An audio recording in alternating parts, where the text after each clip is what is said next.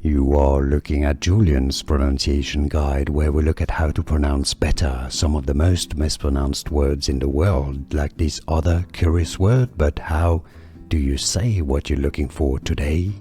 Let's learn once and for all how to pronounce the name of this Italian criminologist and jurist from history. If you want to learn more useful names from the history of Italy, make sure to stay tuned. Alright, so let's break it down. The Italian pronunciation here is as Cesare, okay, C before an I is CH in Italian, so don't worry. So it's not Caesar or Cesare, Cesare Beccaria. You have a double C, so you need to make it twice as long, and two C's before an A is pronounced like a K in Italian. I know it's a bit confusing, but that's how it is.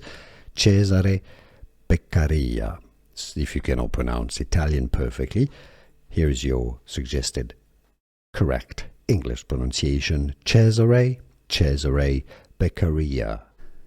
Here are more videos on how to pronounce more confusing words and names too many mispronounced. Like this video if you found it useful. I appreciate your support. I'll see you soon, and thanks for watching.